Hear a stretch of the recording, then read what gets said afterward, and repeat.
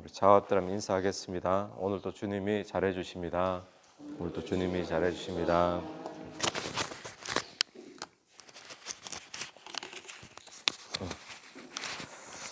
오늘 그 16절 말씀 한번 보십시오. 16절 말씀에 미련한 자는 무지하거늘 손에 값을 가지고 지혜를 사야 함은 어찌민고. 이 말은 이제 비꼬는 말입니다. 그래서 미련한 자들은 어떤 뜻인가? 미련한 자들은 이 돈으로 지혜를 사겠다라는 의지가 없다라는 거예요.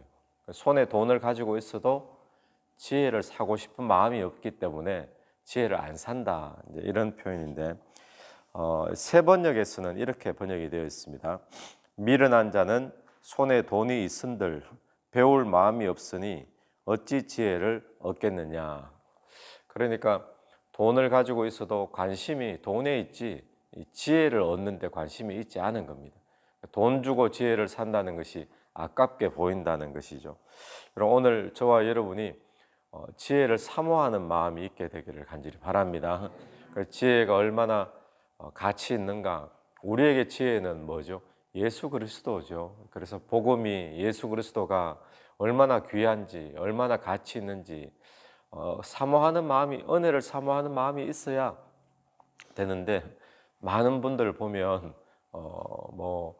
지금 관심이 사업에 있고, 관심이 돈에 있고, 관심이 공부에 있고, 세상에 막 빨리 돌아가는 거기에 관심 있지, 지혜를 이야기하고 은혜를 이야기하고 그렇게 해도 별 관심이 없는 그런 때가 있습니다. 어떤 사람들이 그러죠. 그런 사람에게는 아무리 은혜를 이야기해도 귀에 들어오지를 않죠. 그래서 오늘 우리에게도 마찬가지입니다. 저와 여러분에게 오늘 관심이 어떤 세상의 물질이나 사업이나 공부나 많은 바쁘고 중요한 일이 있지만, 더 중요한 것은 우리에게 은혜를 사모하는 마음, 지혜를 사모하는 마음이 있으면 하나님께서 지혜를 부어주실 줄로 분명히 믿습니다. 그래서 여기 보면 손에 돈을 가지고 있어요. 얼마든지 마음만 있으면 지혜를 살 수 있는데도 불구하고 안 산다는 거예요. 그러니까 이만큼 돈을 대가를 지불하고 내가 과연 지혜를 사는 것이 나으냐 봤을 때 그 사람은 차라리 이 돈으로 다른 걸 사지, 이렇게 돼버리는 거죠. 그래서 오늘 우리에게 이런 지혜가 얼마나 귀한지, 얼마나 가치 있는지 우리가 깨달아지게 되길 바라고, 또 이 아침에 지혜를 사모하고 주의 은혜를 사모하는 그런 우리의 마음이 있게 되기를 간절히 바랍니다. 사모하는 마음이 중요하다라는 것을 이야기해 주고 있습니다. 그 17절 말씀에서는요, 친구는 사랑이 끊어지지 아니하고 형제는 위급한 때를 위하여 낳느니라. 친구, 형제 이야기하는데 같은 맥락으로 보시면 됩니다. 친구가 있으면 그 사랑이 끊어지지 않고 또 위급한 때 도움이 된다는 이야기잖아요. 그러니까 관계의 중요성을 지금 이 18절, 17절 말씀이 이야기를 하고 있습니다. 관계의 중요성. 어제도 이제 그런 말씀이 있었죠. 화목해 하는 거, 다투는 거. 그런 것처럼 관계가 중요한데 이 관계가 친구 관계가 되어지고 형제 관계가 되어지도록 하라는 거죠. 다툼을 하지 말고. 그래서 19절 보면 다툼을 좋아하는 자라고 이야기합니다. 다투지 말라는 거예요. 그러면서 자기 문을 높이는 자는 파괴를 구하는 자니라. 또 20절에 마음이 굳은 자는 복을 얻지 못하고 혀가 패역한 자는 재앙에 빠지느니라. 그러니까 이렇게 볼 수 있습니다. 우리가 관계가 중요한데 이 중요한 관계를 잘 세우기 위해서 해야 될 것이 다투지 말아야 되는데, 그러기 위해서 오늘 본문에서는 자기 문을 높이는 자는 파괴를 구한다 그러잖아요. 관계를 파괴시키는 거죠. 자기 문을 높이는 게 뭐겠습니까? 교만한 걸 이야기하거든요. 교만하지 말아라 라는 것이고, 두 번째는 20절에 마음이 굳은 자는 그랬는데, 여기서 마음이 굽은 자, 이것은 마음이 꼬이고 마음이 거짓되고 이걸 마음이 굽은자. 그러니까 마음이 지금 꼬여 있어요. 그러니까 삐딱하게 자꾸 굽게 본다는 겁니다. 그러니까 마음이 거짓되고, 그러니까 관계 속에 이게 있으면 관계가 형제 또 친구 관계가 될 수 없다는 이야기입니다.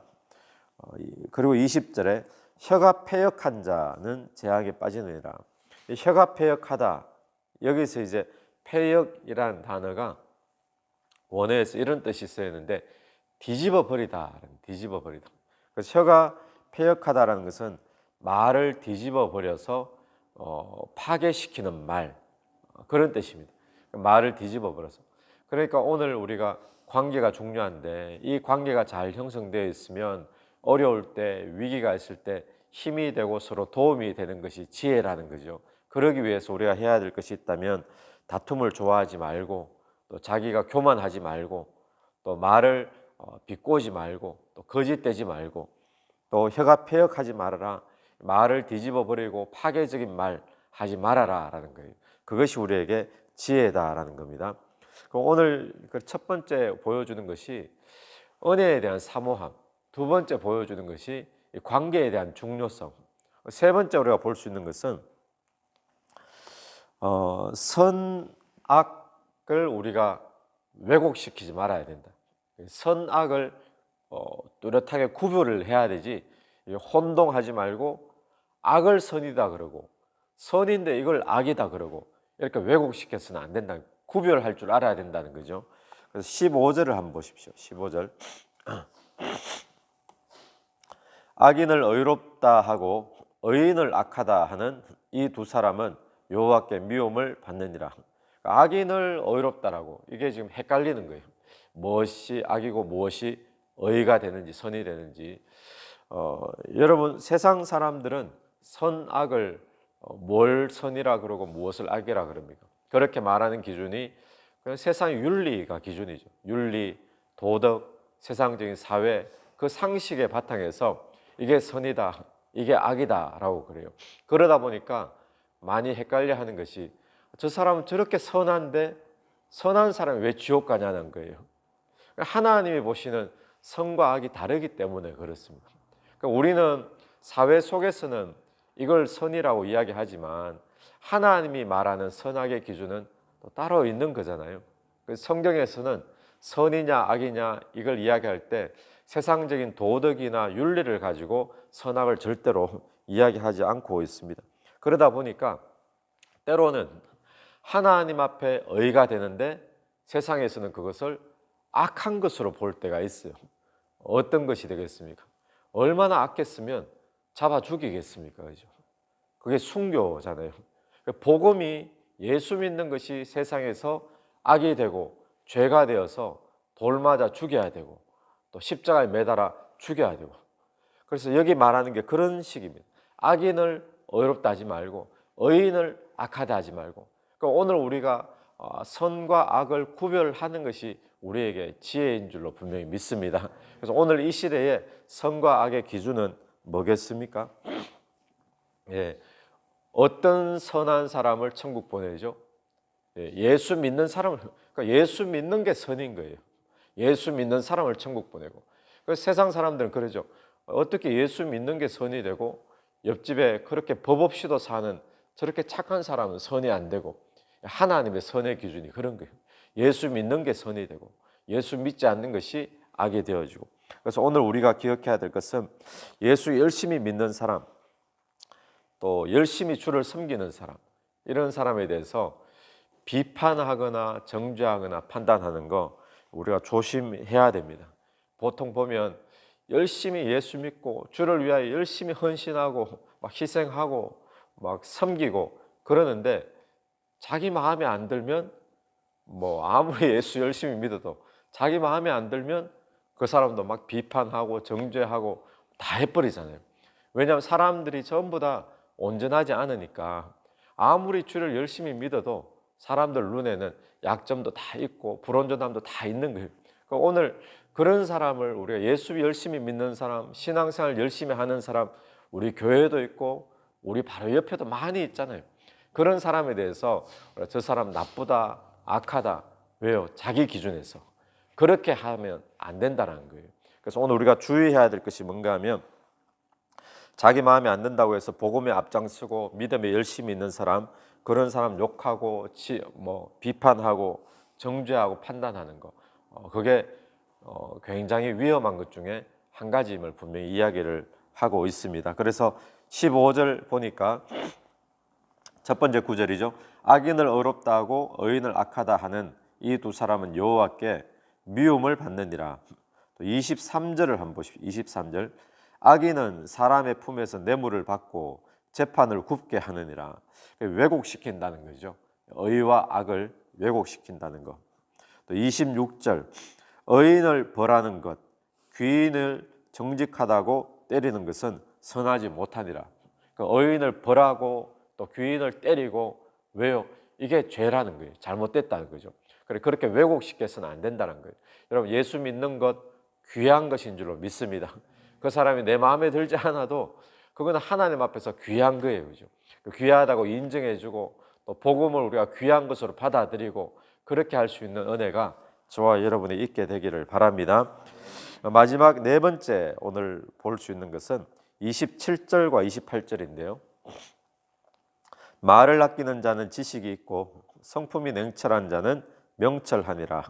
말을 아끼는 것이 우리 유리하다는 것을 이야기해 줍니다. 특별히 28절 보니까 미련한 자라도 잠잠하면 지혜로운 자로 여겨지고 그의 입술을 닫으면 슬기로운 자로 여겨지느니라.